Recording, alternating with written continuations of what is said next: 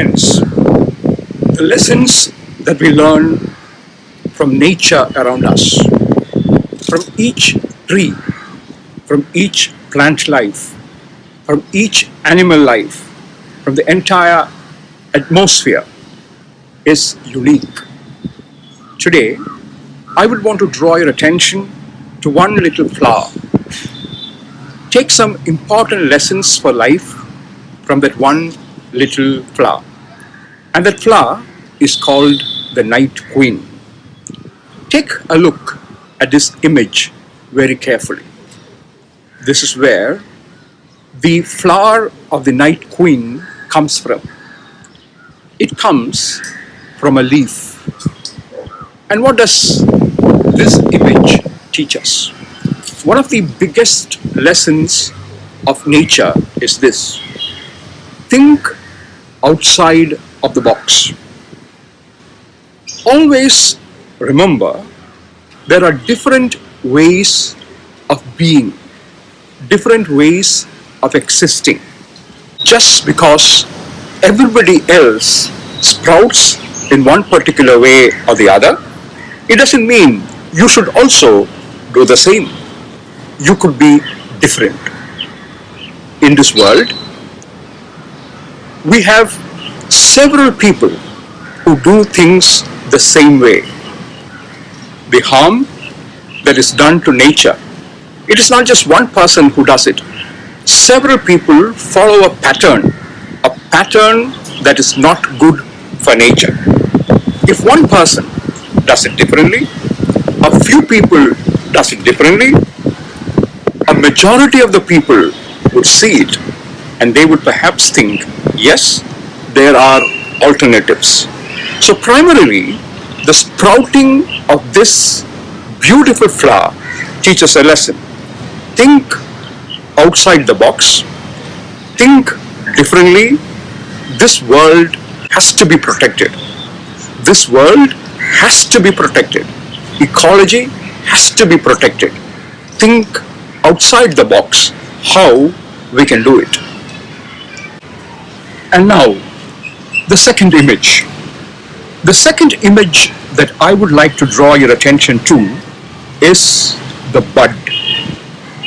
A bud, again from the leaf, which carries with it a great potential, a great possibility. The Night Queen is supposed to be one of the most beautiful flowers ever. And all that beauty is there within that bud. And that bud teaches a big lesson to all of us. The future, which is now in a bud form, could sprout to be one of the most beautiful realities if only we carry within us that potential. If life has to be beautiful tomorrow, life around us has to be beautiful tomorrow, the potential of that beauty should be embedded within us today. A very important lesson that today we should be able to see as a bud with great potential for a beautiful future. Look at any lesson of ecology. We have to understand that destruction is happening around us in a very big pace. And if tomorrow has to be beautiful, something drastic has to happen today. And that's what the ecology department of each of the churches and the world over is trying to tell us. The future has to be beautiful. Today is just a bud. And we have a responsibility in making the future beautiful. The third image that I would want to draw your attention to is this flower. See the different tinges of the beauty of that flower. In the rain, away from the rain, in the light, in darkness. The tinges of beauty that the Queen of the Night brings forth are many. And that is a pointer to the real beauty of nature. One of the realities we forget in life is to behold and appreciate the beauty of nature around us. We have stories of saints walking by, and one of them, as he was walking by a night, a full moon night, enjoying the beauty of that full moon in the sky by the sea, he realized nobody else was appreciating that beauty. Nobody else was beholding that beauty. Everybody sleeping around him. He walked up all the way to the church, rang the church bells in the midnight. People ran to find out what was wrong, why the church bell was being rung. And they asked him what happened. He said, now this is nature at its best. Nature at the best of its beauty.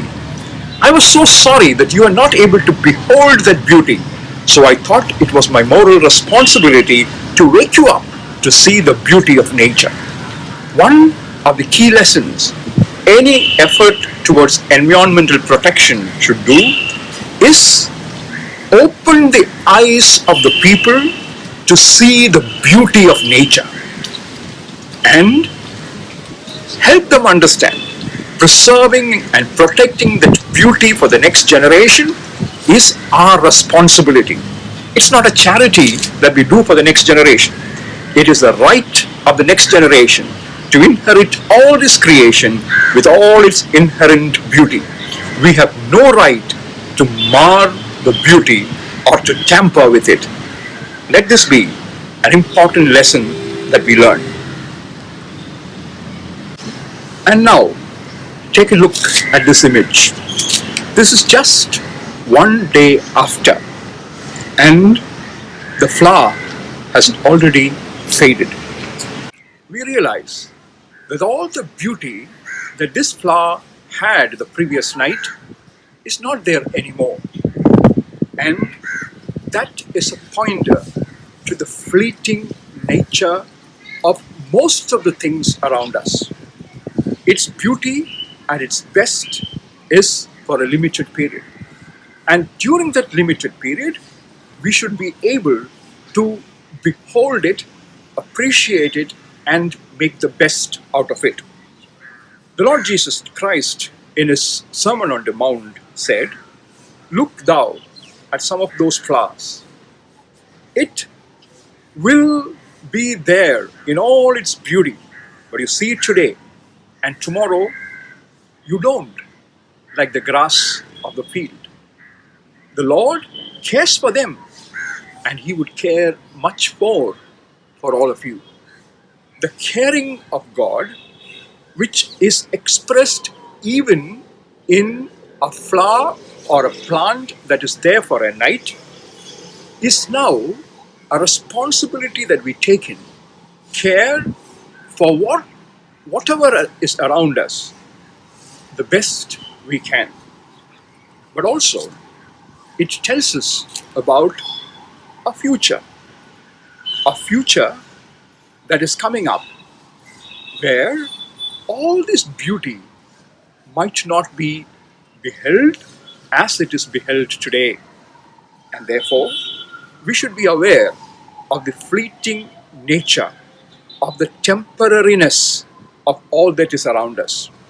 And whenever we look at the temporariness, we also look at the beyond. A beyond where the temporary gives way to a beauty eternal. A temporary that gives way to the beyond that is ever so beautiful. What is the lesson that every fading tree gives us? Every fading flower gives us. It goes back to the earth. It comes back in a new form.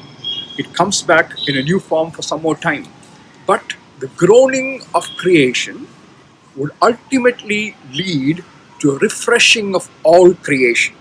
The eschatology, the coming back of the Lord, the future that we are waiting for, therefore, is not a bleak future.